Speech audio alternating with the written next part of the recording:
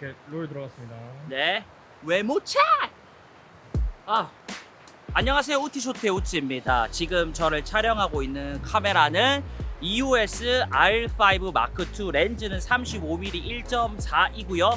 무려 8K입니다. 24프레임의 셔터 속도는 50분의 1초로 맞춰놓은 상태에서 인트라로 저를 촬영을 하고 있습니다. 요즘에 제가 캐논 브랜드에 대해서 관심도가 굉장히 높았습니다. 왜냐면 지금 저를 찍고 있는 EOS R5 Mark II도 마찬가지고 EOS R1 같이 출시했고 시네마 라인에서 제가 곧 구매 예정인 C400까지 나왔다 보니까 굉장히 궁금증이 많았는데 그 중에서 저는 EOS R5 Mark II를 리뷰를 하게 됐고요. 벌써 이것저것 테스트를 많이 했습니다. 여기서 뜨거운 곳에서 촬영을 하면서 뭐 발열 테스트라든지 연사라든지 AF라든지 또 새롭게 생긴 기능이 많아요. 액션 우선 AF나 이런 것들도 생겼기 때문에 그것들은 뒤에서 제가 한번 말씀드릴 수 있도록 하고요.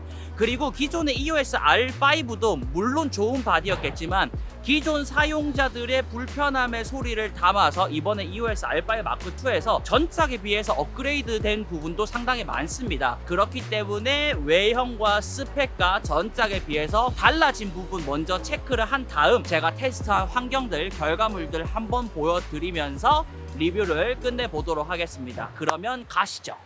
외형부터 살펴보자면 상단 좌측 탈리 램프가 추가되었고 기존 전원 위치가 사진, 영상 다이얼로 변경되었습니다. 멀티 펑션 슈 그리고 구성품으로도 잠금 기능이 부착된 슈 커버까지 업그레이드 되었고요. 오른쪽으로는 전원 온오프 락이 위치합니다. 좌측으로는 드디어 풀사이즈의 HDMI가 채택이 되면서 C타입 단자 근처로는 배기구가 추가 배치되었고요. 우측은 기존과 동일하게 듀얼 메모리 슬롯 CF 익스프레스 B타입 UHS-2 SD로 사용이 됩니다. 보통 아래쪽에는 딱히 말씀드릴 게 없지만 R5 Mark II에서는 흡입구가 추가되었습니다. 그리고 새로운 배터리가 나왔고요. LPE6P로 EOS R5 Mark II의 기능을 전체적으로 다 이용을 하려면 해당 배터리를 이용해 주시는 게 좋습니다. 뷰파인더 같은 경우에도 약 576만 도트로 기존 EOS R5보다 좋아졌고요. 외형만 살펴보더라도 기존과 크게 다른 부분이 흡입구, 배기구, HDMI, 탈리램프, 버튼 배치가 되겠고요. 스펙적으로도 전작 대비 많은 것이 달라졌습니다. 화소는 그대로 물고 가지만 이면조사 적층형 풀프레임 센서로 연사 시에 블랙아웃 프리로 촬영이 가능하게 됐어요. 그리고 롤링 셔터 왜곡 부분도 크게 개선이 됐고요. 또 집중해야 될 부분이 엑셀레이터 시스템으로 과부하가 걸릴 만한 것들은 캡처 시스템에서 다 처리를 해주고 기존 디직 X에서는 현상만 하는 형태로 대량의 데이터를 더 빠르게 정밀하게 촬영을 하면서 기존에 불가능했던 촬영들이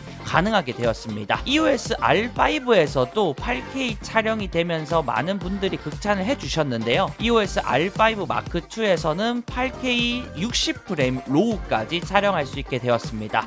S 로우를 이용하면 4096, 2160, DCI 4K 60프레임 로우까지 가능하게 되고요. 시네마 라인을 제외하고 EOS 라인업에서는 최초로 2K 파인, D 그리고 FHD 파인까지 다양한 영상 포맷을 선택할 수 있게 되었습니다. C-Log2도 최초로 EOS 라인업에 탑재가 되면서 시네마 EOS 시리즈와의 호환성도 최적화가 되었다라고 보시면 될 것 같습니다. 때로는 메인 바디로, 때로는 시네마 환경에서 서브로 사진과 영상의 밸런스가 맞는 하이브리드 바디라고 보시면 될 것 같습니다. 전작에서는 조금 걱정을 했었던 발열 부분도 생각을 해서 외형에도 보셨다시피 흡입구와 배기구가 추가되었고요. 함께 출시된 쿨링팬을 이용하면 장시간 사용 시 시간을 대폭 상승하기에 장시간 촬영해야 되는 환경에서도 솔루션이 제공되었습니다. 이 외에도 의색 기능인 폴스 컬러, 바디 내 손떨림 보정, 사전 기록, 영상과 동시에 촬영이 가능한 이중 촬영, 딥러닝으로 약 1억 7,900만 화소까지 바디 내의 업스케일링 지원과 AF 부분에서도 EOS R3에 들어갔던 시선 제어 AF와 동작 자체를 딥러닝하는 축구, 농구, 배구에서 사용이 가능한 액션 우선 AF를 활용해서 복잡한 상황에서도 원하는 선수를 잡아내는 등 기능적으로도 많은 것들이 업그레이드가 되었습니다. 그렇게 모든 것을 말씀드리기엔 너무 복잡하니 뒤에서 제가 열심히 테스트한 결과물을 보여드리도록 하겠습니다.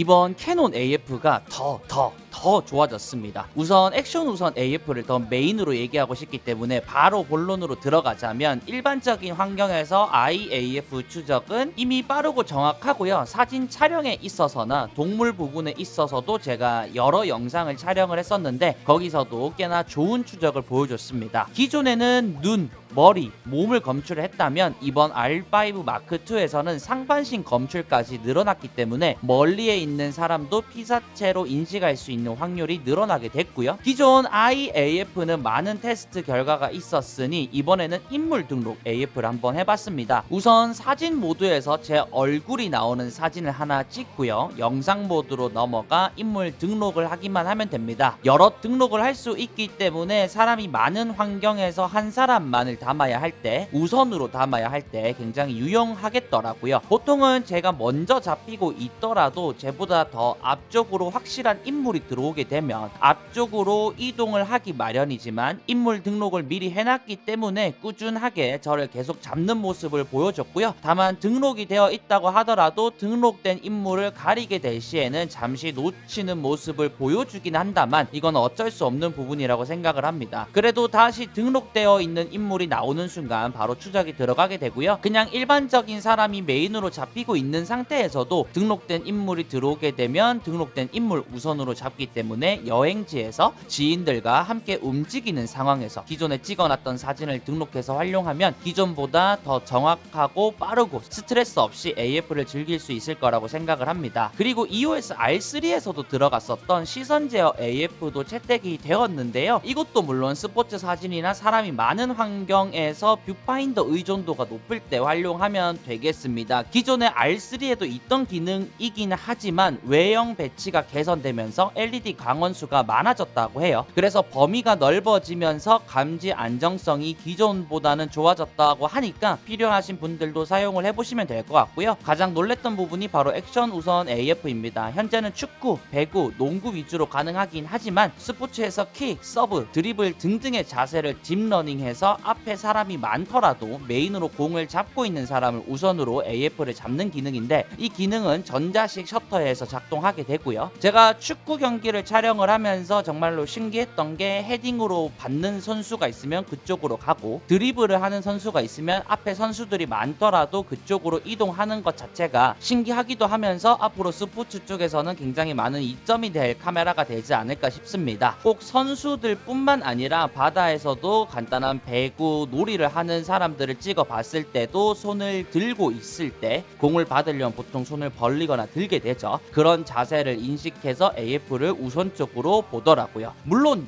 영상에서는 액션 우선 AF가 활성화가 되지는 않지만 처음에 말씀드렸던 인물 추적에서도 충분했기 때문에 충분히 잘 잡았습니다. 다만 액션 우선 AF와 비교를 하면 차이가 느껴질 정도라고 보시면 될 것 같습니다. 무조건 100%는 아니겠지만 스포츠를 주로 찍는 사람이라면 기변? 혹시 메인 바디가 있다고 하더라도 하나 더 추가를 고려해 볼 만큼 그쪽 영역에서는 매력이라고 느껴졌습니다. Life is good, life is good, yeah. Life is good, life is good, yeah. Yeah, in my darkest times you got me feeling like I've been walking on air. Left all my worries and cares. I've got no burdens around you. I don't care who knows I love you. 네, 여러분, 제가 카메라 테스트를 하면서 항상 하는 게 있죠. 그립감 테스트인데 R5 마크2 같은 경우에도 그립감 매우 괜찮습니다. 지금 제가 울산에 축구 경기를 찍으러 왔는데 오른손으로 잡고 그대로 손을 놔도 손가락에 딱 걸리는 정도입니다. 그리고 손가락 한 개만 이렇게 들고 있는다고 하더라도 뭐 그렇게 불안하지 않게 파지를 할 수 있고요. 여기 위쪽 부분으로도 약간 홈이 있습니다. 그래서 요거는 조금 억지일 수 있지만 한 손가락을 이렇게 걸어도 떨어지는 정도가 아닙니다. 영상이나 연사 부분을 전체적으로 다 핸드헬드로 찍어봤는데 역시나 꽉 잡히는 부분이 있었기 때문에 그립감 요런 거는 걱정하지 않으셔도 될 것 같습니다. 그리고 파지를 하게 되면 새끼손가락이 카메라가 작으면 이렇게 살짝 놓을 때가 있습니다. 손이 좀 크신 분들. 근데 제 손가락 기준으로는 위에 셔터에 손을 올리고도 새끼손가락이 빡 들어가기 때문에 조금 더 빡빡하게 강하게 잡을 수가 있습니다. 크신 분들도 새끼손가락 놓는 거 없이 잡을 수 있을 정도의 크기라고 생각을 합니다. 네, 여러분, 그립감 부분도 물론 괜찮겠지만 제가 상업이나 여행 환경에서 또 중요하게 생각하는 것이 바로 반응 속도이더라고요. 뭔가 괜찮은 그림이 나와서 내가 찍으려고 하는데 카메라가 조금 늦게 켜진다든지, 사진과 영상을 번갈아 갈 수 있는 하이브리드 바디인데 영상으로 변환할 때 시간이 조금 오래 걸린다든지, 그렇게 되면 조금의 제한이 있겠죠. 지금 캐논 바디 같은 경우에는 끄면 이런 식으로 센서 클리닝을 들어가긴 합니다. 여기서 제가 전원을 키면은 바로 나오게 되고요. 다시 끄면 센서 클리닝이 들어가게 돼요. 근데 이거는 여러분이 메뉴에 들어가서 각종 설정, 노란색에서 센서 클리닝, 자동 클리닝 자체를 전원 차단 시가 아니라 해제를 해 두시면 클리닝 없이 전원을 껐다가 켰다가 할 수가 있습니다. 다시 한번 보여드릴게요. 껐다가 센서 클리닝 진행하고 켰습니다. 그리고 여기서 사진, 영상, 사진, 영상, 사진, 타이머네요. 다시요. 버벅인다든지 느리다든지 그런 일은 없기 때문에 여러분들이 사용해야 되는 환경에서 재빠르게 결과물을 선사해줄 EOS R5 Mark II 되겠습니다.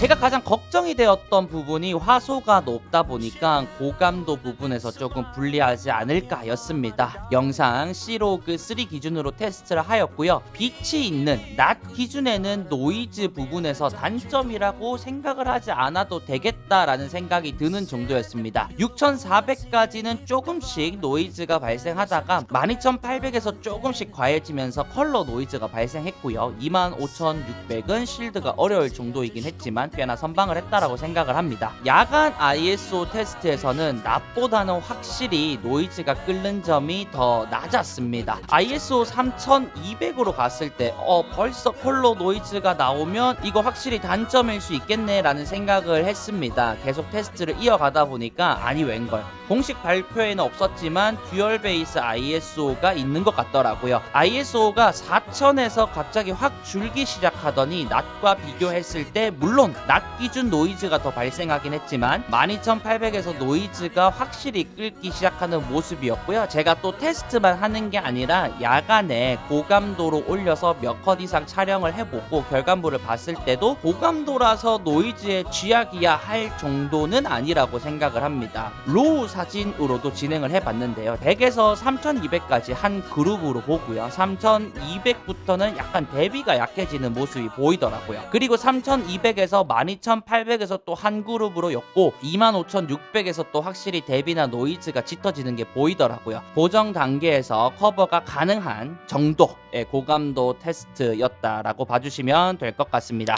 네, 여러분, 스포츠 사진이나 조류 사진에 꼭 필요한 사전 연속 촬영 기능이라는 것도 있습니다. 사진 기능이고요. 내가 반셔터만 누르고 있더라도 그 전에 일부분 프레임을 기록을 하고 있는 거예요. 이렇게 이제 스피너를 들고 왔는데 플레이를 하고 난 뒤에 셔터를 누르면 이렇게 하기 전부터 기록이 될 겁니다. 현재는 반셔터를 잡고 있기 때문에 블랙박스처럼 기록이 돼 있다라고 보시면 될 것 같고요. 제가 먼저 하나 둘 셋 하고 넘기고 그 다음 바로 따라서 셔터를 눌러 보도록 하겠습니다. 자, 하나 둘 셋. 네, 이렇게 촬영을 하고 결과물을 보시면 돌리기 전부터 기록이 되다 보니까 항시로 내가 반셔터로 무언가를 찍으려고 하고 있을 때 찰나의 순간을 놓쳤다, 그때 누르더라도 그 전 프레임까지 기록이 되다 보니까 좀 전문적인 환경에서 순간 포착이 필요하신 분들에게는 또 좋은 기능이 되겠죠.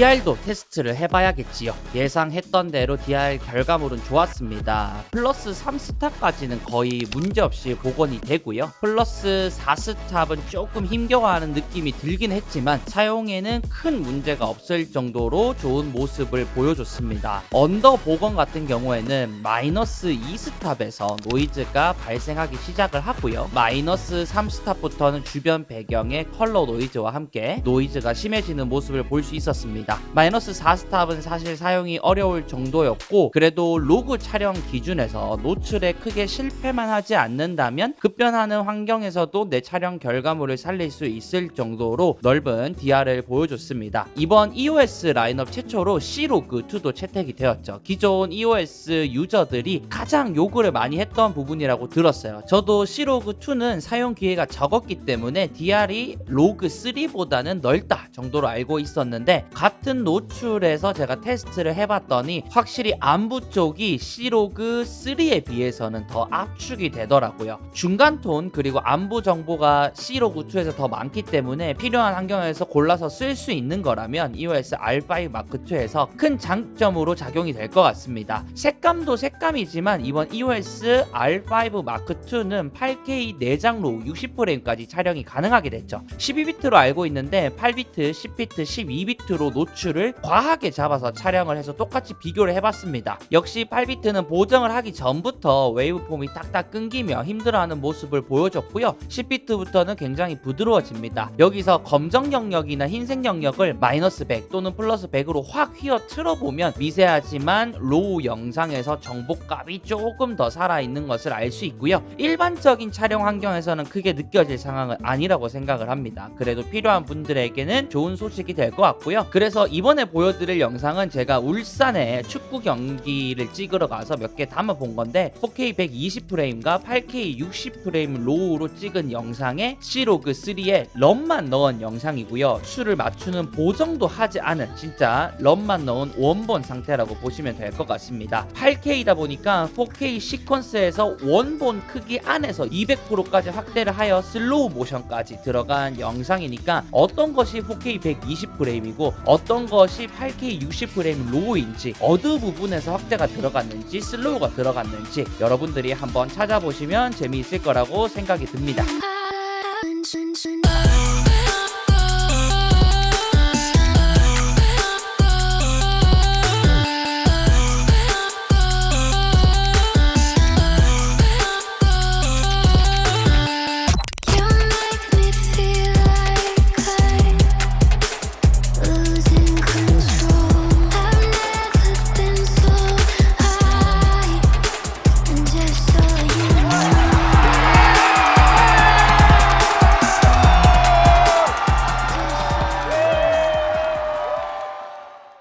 이번 EOS R5 Mark2의 이중 촬영이라고 있습니다. 방송국에서 많이 사용이 될 것 같은데요. 동영상 촬영 중에도 셔터를 눌러 사진을 촬영할 수 있는 기능입니다. 중계 쪽에서도 꽤나 잘 활용이 될 거라고 생각을 하고요. 로그 촬영 같은 커스텀 픽처는 활성화가 되지 않고 FHD 30프레임에서만 활성화가 되긴 하지만 필요한 환경이 분명히 있다라고 생각이 들기 때문에 이 부분 또한 장점이라고 생각을 합니다. 로우 동영상의 매력은 촬영 후에 화이트 밸런스와 ISO를 변경할 수 있다는 것이겠죠. 쉽게 설명해서 해상도, 프레임, 초점만 잘 정해놔도 뒤에 실패할 수 있는 확률을 줄여준다는 것입니다. 캐논 홈페이지에서 시네마 로우 디벨롭먼트 프로그램에서 로우 영상 감마값 C로그2, C로그3 변경 가능하고요. 화이트 밸런스 변경하고 ISO까지 변경이 가능합니다. 용량 문제로 전체적인 영상을 다 가져가기 힘들 때 내가 원하는 부분만 출력이 가능합니다.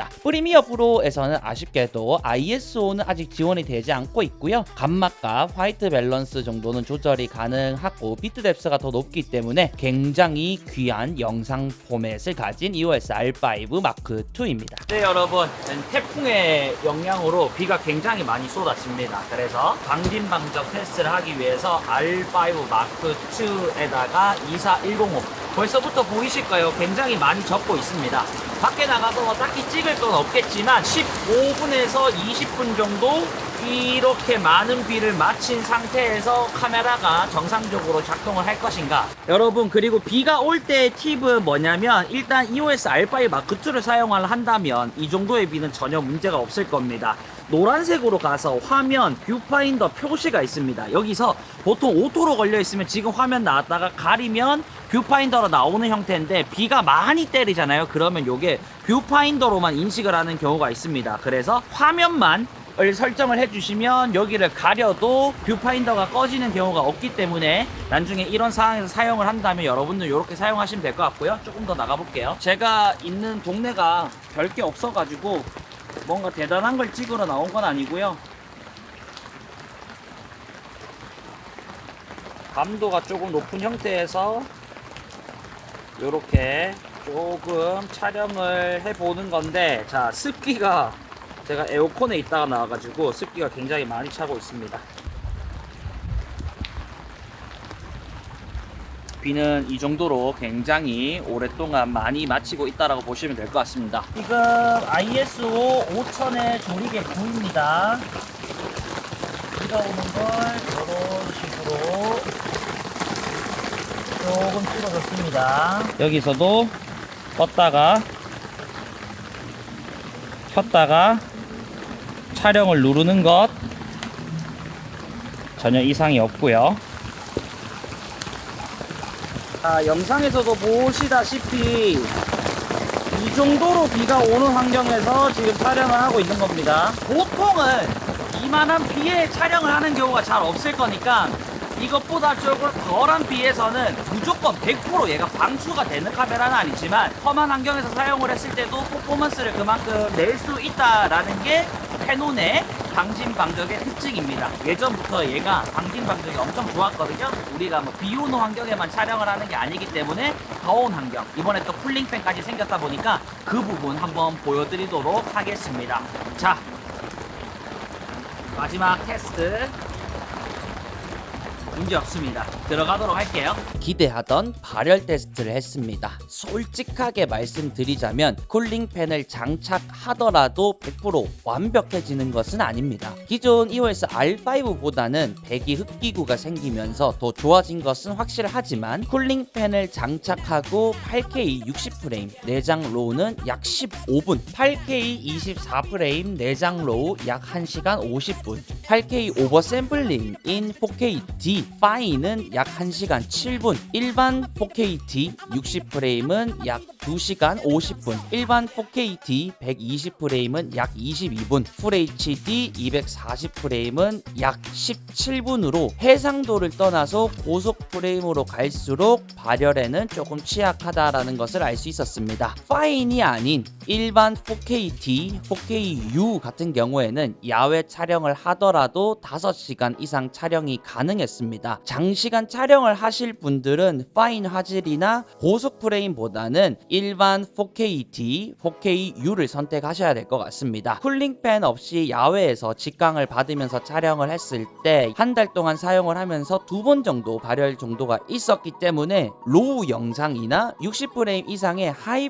프레임을 야외에서 사용하시는 분들은 쿨링팬을 꼭 사용하시는 것을 추천드립니다. 캐논에는 파인 화질이 있습니다. 오버샘플링인데요, 화질이 진짜 매우 좋습니다. 같은 4K이지만 일반 4KU 24프레임, 120프레임은 비슷한 화질이에요. 근데 파인으로 선택하는 순간 거의 8K급 화질을 보여주고요. EOS 라인에서는 최초인 2KD 파인 그리고 FHD 파인 같은 경우에도 일반 4K랑 비교해보면 살짝 소프트해지긴 합니다. 그래도 확대를 해보면 4K가 더 낫기 때문에 4K를 디폴트로 사용하시는 것을 권장드리고요. 4K 파인과 8K를 비교해봤습니다. 이렇게 크게 확대했으니까 차이가 살짝 나는 정도인데 진짜 가성비 8K급이라고 봐도 무난할 정도로 4K 파인 화질은 매우 좋습니다. 어쩔 수 없이 8K로 갈수록 화질이 더 좋을 수밖에 없겠지만 용량과 컴퓨터 사양이나 이런 것들을 생각을 한다면 4K 파인도 아주 좋은 선택지가 될 것 같습니다. 지원 해상도를 한번 보자면 4KU,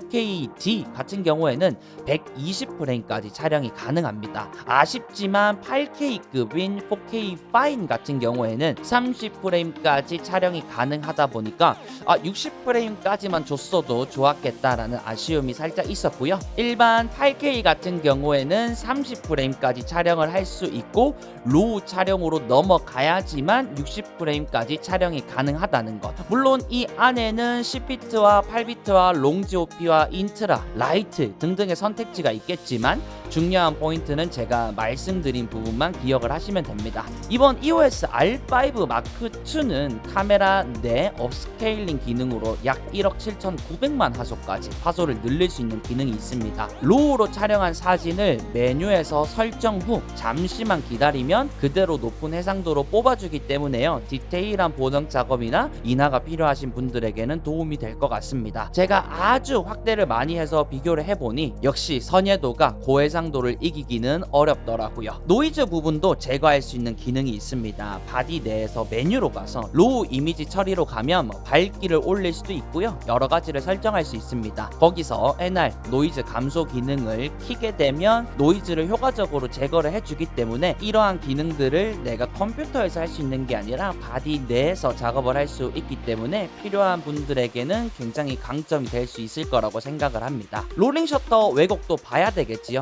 간단하게만 말씀을 드리자면 제가 테스트한 환경에서는 일반 4K-D, 4K-U 기준에서는 억제가 상당히 좋습니다. 그렇지만 파인으로 가거나 8K로 갔을 때는 일반 4K보다는 조금 더 힘 현상이 있긴 했습니다. 카메라 무빙이 강하게 들어가는 촬영에서는 파인을 선택을 할지 일반 4K로 갈지는 고민을 잘 해서 촬영을 하시면 좋을 것 같고요. HDMI 호환성도 한번 봤습니다. 우선 4K나 8K 로우 영상 모두 일반 필드 모니터에서 문제없이 작동하는 것을 알 수 있었고요. 정보값을 켬으로 뒀을 때는 모니터의 카메라 설정값이 드러나게 되는데 그때는 LCD 화면에서는 꺼지게 됩니다. 정보값을 모두 끄고 모니터에서는 단지 화면만 보겠다라고 했을 때는 필드 모니터나 LCD 모두 나오게 됩니다. 오랜 기간 우리가 외쳐온 끝에 FHDMI가 이번에 들어와줬잖아요. 그래서 정보켬에서 모든 화면이 나올 수 있게 업데이트가 되면 좋을 것 같습니다. 연사 및 버퍼 부분을 한번 봤는데요. 여기서는 EOS R1은 어떨지 한번 생각이 나더라고요. 아무래도 고해상도 4,500만 화소이다 보니까 끊기지 않고 장시간 쭉 촬영하는 경우에는 조금 어려울 수 있겠더라고요. 4,500만 화소 그대로 물고 가면서 JPG 플러스 로우나 로우 단일로 촬영했을 때는 전체적으로 약 150장에서 200장 정도의 버퍼가 발생합니다. C 로우로 이용하게 되면 용량이 조금 더 늘어나긴 한다만 큰 차이를 느낄 순 없고요. 단순 JPG로만 촬영을 한다고 봤을 때는 로우보다는 약 2배 정도 늘어난 버퍼를 보여줍니다. JPG 플러스 로우 4,500만 화소를 간헐적으로 눌렀다가 뗐다가 촬영을 했을 때도 무한대로 간헐적으로 되는 수준은 아니었고요. 한 300장에서 500장 정도 촬영을 할 수 있었습니다. 풍경이나 단일로 촬영을 많이 하시는 분들에게는 거의 문제가 없는 바디이겠지만 연사만을 이용하시는 분들은 이 부분을 한번 참고해 보시면 좋을 것 같습니다. 손떨림 보정 같은 경우에는 기존 EOS R5와 비슷한 느낌을 받았습니다. 다른 편의 기능, 처리 능력 부분에서는 압도적으로 업그레이드가 됐다고 말할 수 있겠지만 손떨림 버전 같은 경우에는 제가 기존 캐논 바디에서 느낄 수 있는 정도였다라고 이해를 해주시면 될 것 같습니다. 완벽한 바디는 없습니다. 있었다면 온 세상 사람들이 그 바디를 사용하겠지요. 그렇지만 EOS R5 Mark II 기능을 떠나서 또 캐논을 사용하는 이유가 있죠. 바로 색감입니다. 모르겠습니다. 저는 이번에 바디를 만지면서 제가 알고 있던 캐논보다는 색감 부분에서 한 번 더 강조를 해도 되겠다라는 생각이 들더라고요. 영상에서도 마찬가지고 사진에서도 원본 사진이나 원본 영상을 보면서 저랑 함께 촬영을 한 사람들이 타 브랜드를 이용하는 사람들도 있어요. 근데 LCD나 촬영 결과물을 보면서 와 색감은 진짜 찐득하니 좋다 라는 얘기를 많이 듣기도 했고요. 저 또한 그런 얘기를 많이 했습니다. 보정을 하기에도 Clog2나 Clog3 로우 촬영이 있기 때문에 강점이 있겠지만 보정을 하지 않는 상태 상태에서도 예쁜 사진과 예쁜 영상을 뽑아낼 수 있는 것이 바로 캐논이라고 생각을 합니다. 네, 마지막으로 EOS R5 Mark II에서 4K U24 프레임 파인 시로그 2로 촬영을 하면서 사용 후기들 말씀드려 보도록 하겠습니다. 저는 이번 바디를 만지면서 든 생각이 정말 오랜만에 좀 향수가 생각나는, 예전에 DSLR 시절 때 OD 마크 4의 최신 미러리스 버전을 만지는 것 같다 라는 생각이 들었습니다. 그 당시에 OD 마크 4가 거의 대장 중에 대장이었다라고 생각을 하고, 지금 바디 같은 경우에도 사진과 영상 부분에서는 굉장히 좋은 성능을 보여주기 때문이고, 그때 그 당시의 조작감과 지금의 조작감은 비슷하지만 뭐 터치나 모든 부분이 업그레이드가 된 지금이더라고요. 테스트 결과물에서도 보셨다시피 전작 대비 업그레이드 된 부분도 많았고요. 새롭게 나온 기능들, 액션 우선 AF와 내장 8K 로우 60프레임이 가장 인상 깊었고요. 기존에는 단점이었던 4K 120프레임을 촬영을 하면 오디오 녹화가 안 됐습니다. 지금은 그런 부분들까지 전체적으로 개선이 되면서 FHDMI, 흡입구, 배기구 때문에 조금 더 잡기가 좋아진 그립감, 다양한 영상 포맷과 막강한 방진방적, 사진으로 보더라도 플래그십 수준의 결과물이 나오게 되고, 영상으로 가더라도 현 시점에서 굉장히 다양한 포맷과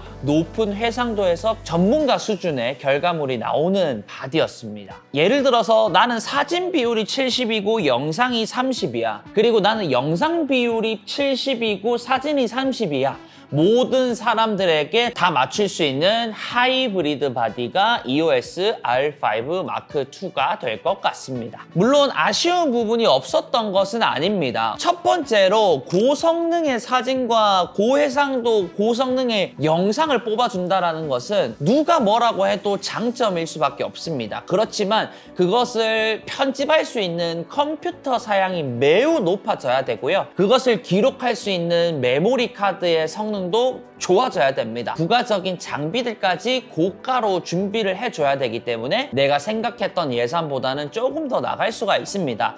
나는 4K 기준으로만 사용을 할 거야 하시는 분들은 크게 문제가 없을 수 있겠지만 8K가 지원이 되는데, 내장 로우 60프레임까지 지원이 되는데, 그것까지 원활하게 돌리려면 일반적인 컴퓨터 성능으로는 받쳐내기가 어려울 겁니다. 두 번째로 쿨링팬이 나오면서 발열 부분에서 솔루션이 제공된 것은 굉장히 좋은 부분입니다. 그렇지만 내가 영상 부분에서 추가적인 액세서리를 이용을 한다. 예를 들어서 짐벌 운용이나 리그 셋업을 할 때 세로 그립의 형태가 들어가기 때문에 그런 컴팩트한 부분에서는 좀 멀어질 수 있는 부분, 쿨링팬 좋아요. 근데 거기에 세로 그립까지 같이 역할을 할 수 있는 셔터나 이런 것까지 있었더라면 조금 더 좋았을 거라고 저는 개인적으로 생각을 합니다. 근데 여러분, 발열 부분에서 이렇게까지 해결을 하는 게 굉장히 좋은 거예요. 여러분들이 지금 사용하고 있는 바디가 캐논 브랜드일 수도 있고 타 브랜드일 수가 있는데, 장시간 촬영에 강하다라고 하는 것은 보통은 4K 기준입니다. 8K조차도 촬영을 할 수 없는 바디들이기 때문에 비교를 하는 거는 조금은 안 맞습니다. 근데 발열이 일어나는 부분들을 이렇게나마 해결을 해준 게 어딥니까? 저는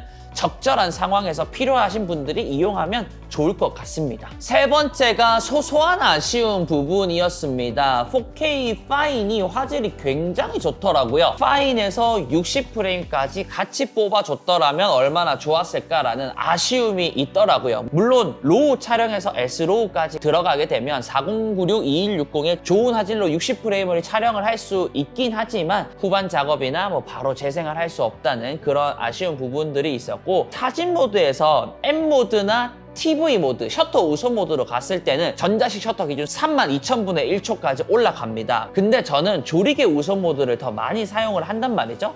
조리개 우선 모드를 사용을 했을 때는 8,000분의 1초 이상을 올라가지를 못하더라고요. 이 정도의 아쉬움을 느꼈다라고 봐주시면 될 것 같고요. 마무리를 하면서 저는 EOS R5 Mark II가 나오면서 기존 EOS R5 대비 가격대가 많이 높아질 거라고 생각을 했습니다. 근데 가격적인 부분 부분에 메리트가 충분히 있더라고요. 전작 대비 캐논 입장, 판매자 입장에서는 더 올라가야 되는 게 맞지만 소비자 입장에서 합리적인 가격을 내준 것 같습니다. 기존 캐논 유저분들, EOS R5를 사용하시는 분들도 이번에 EOS R5 마크2를 예약 구매를 하거나 구매 쪽으로 많이 넘어간 것 같습니다. 고민하시는 분들도 빠르게 생각 바꿔서 쾌적한 촬영 하시면 좋을 것 같고요. EOS R1, EOS R5 마크2 그리고 시네마 라인의 C400까지 요즘에 플래그십 라인에서 좋은 바디들이 많이 출시를 해줬기 때문에 너무 좋았습니다. 이 바디를 보내기 아쉬운 마음으로 영상을 끝내보도록 하겠습니다.